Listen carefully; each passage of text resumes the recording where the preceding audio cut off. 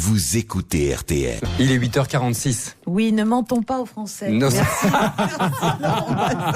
Bonjour mademoiselle Jade. Bonjour. Et bonjour Dominique Strauss-Kahn. Bonjour monsieur Bazin, bonjour mademoiselle Jade. Oui. Hier soir, j'ai voulu aller au cinéma. On m'avait parlé d'un film de boules Ah bah. avec des gens qui tirent. Il y en a plus beaucoup en salle, donc c'était un événement. J'ai été déçu. Ah. Je m'étais assis confortablement au premier rang avec ma boîte de Kleenex. Oh là là. Et là, j'ai vu Gérard Depardieu et Atman Khelif. Ah oui. C'était Les Invincibles. Pas un boulard, mais un film sur la pétanque. Fallait me calmer. J'ai acheté un Esquimau et je me suis fourré dans le calbut. Bien. Ça allait bien avec mes noisettes. Oui, certainement. Inventé en Hollande en 2009, le foot-golf, en passe de devenir le nouveau sport à la mode, arrive en France. 15 pays ont déjà créé leur fédération et 8 se sont même disputés les championnats du monde en 2012. Un sport qui attire d'anciennes stars du football, mais pas seulement. N'est-ce pas, encore vous, Dominique Strauss-Kahn? Oui. En effet, j'ai décidé de pratiquer ce tout nouveau sport d'équipe que j'ai découvert un soir en faisant du lèche-vitrine dans les rues d'Amsterdam. Tiens donc. Vous savez, j'aime les sports à plusieurs. Oui. Surtout quand ils se jouent avec des petites chaussettes à losange d'étudiantes, bien remontées le long des jambes. D'accord. Oui, bon. Oui, puis. Et vous allez me dire, of what consists this high-level sport? Eh oui, exactement. Of what consists this high-level sport? En quoi consiste ce sport de haut niveau, Dominique Strauss-Kahn? Les règles sont simples et j'aide. Il faut d'abord posséder un gros ballon. Oui. Pas gros. Savoir viser en plein centre. Ensuite, il faut remplir 18 trous. En un minimum de coups et en un minimum de temps. Les trous sont évidemment adaptés à la taille de chaque joueur et de son ballon. Bien sûr. Concernant le mien, il fait 55 cm de diamètre pour 40 de profondeur. Car je ne suis pas un débutant. Oui. Dans mon équipe, on me surnomme Mastodonte Pupus ou la matraque serbe. Oh non. Où se pratique ce sport, Dominique Strauss-Kahn? Sur les green moquettes des chambres du Carlton de Lille Oui. et du Sofitel de New York. À Paris, au Bois de Boulogne, où les parties sont la nuit. À Belgrade, au ministère de l'économie, où j'affronterai prochainement à moi tout seul toute l'équipe féminine de Serbie. Mais j'aide-vous à assister à une partie. Ah non, c'est gentil, je suis prise pendant un an. C'est sage. Il vaut mieux. Le musée du Louvre a récemment alerté la police après avoir constaté que des tickets contrefaits circulaient dans les mains des guides et des touristes chinois. Le parquet de Paris a ouvert une enquête et de son côté, Jean-Pierre Raffarin, en grand ami de la Chine, est intervenu auprès de la plus haute autorité de ce grand pays.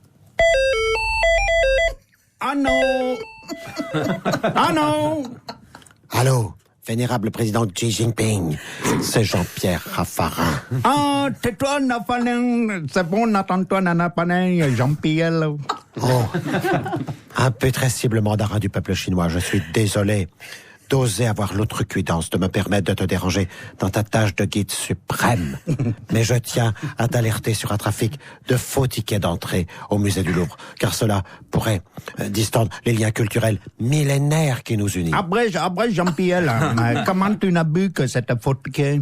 Au toucher, la consistance du billet était étrange et l'encre était baveuse. Normal, c'est papier ça fait un peu comme du buvard. Mais ô vigie extralucide de la Grande Muraille, il y a 2 détails qui ont trahi les faussaires. Musée, ça ne s'écrit pas avec un Z. Et Louvre, ça ne s'écrit pas L-O-U-V-E. Et surtout, ces billets, au contact de la peau, provoquaient un eczéma purulent. Normal aussi, ça c'est diméthylfumanate que nous on met dans nos canapés, clic-clac, les canapés clic-clac, tu connais, dans nos bottes, dans ce genre aussi. Mais tu sais, Jean-Pierre, il ne faut pas n'en vouloir aux visiteurs chinois. Ok, ils ont acheté des faux billets, mais ils ont un vrai amour de la peinture, comme Nanoconde. Nanoconde, très très belle Nanoconde, avec son sourire énigmatique. Et aussi Nanonaméduse, Vénus de Mino et Bétoile de Tamotas. Oh, Ô grand vaisselier des bols de riz, si cela peut arrondir les angles pour éviter les contrefaçons qui ternissent l'image glorieuse de l'Empire du Milieu, dont tu es l'incorruptible dirigeant, je pourrais obtenir des rabais substantiels sur le prix de l'entrée pour nos amis les visiteurs chinois. Oh, pour boire Nanoconde. Oh, très bonne idée, Jean-Pierre. Là. Mais tu sais, te fatigue pas trop. Nanoconde, on en a une au musée Pékin, une au musée Shanghai, une au musée Canton, à Shenzhen aussi. Tous peints très bien inimité sur un papier de photocopie aussi, photocopie. Et toutes signées Nénonard de Vinci. Alors, pour te remercier, je te envoie, oui, Nénonard de Vinci. Je te envoie une, tu vois pas la différence. Aïe, aïe, aïe, aïe, aïe. Aujourd'hui, nous accueillons un Patrick Sébastien surexcité avec le sourire jusqu'aux oreilles. Salut. C'est génial. Mais que se passe-t-il, mon cher Patrick? Que nouveau ce grand sourire? Putain, tu sais que tu me trouves. Je vous en prie, Patrick. Non, ouais, attends. J'en viens exprès de Suisse avec une gasquette sur la tête et des tsongas aux pieds pour ressembler à un sportif français de haut niveau. Et toi, Jade, tu me reconnais du premier coup d'œil. Putain, t'es génial. Ah bah, je pensais que vous étiez déguisé en Joe Star, pardon, mais effectivement, je vous ai reconnu au fond. Putain, tu sais que t'es forte. Tu pourrais être physionomiste à l'entrée de chez Denise. Oui, bah ça va, merci, sans façon. Alors,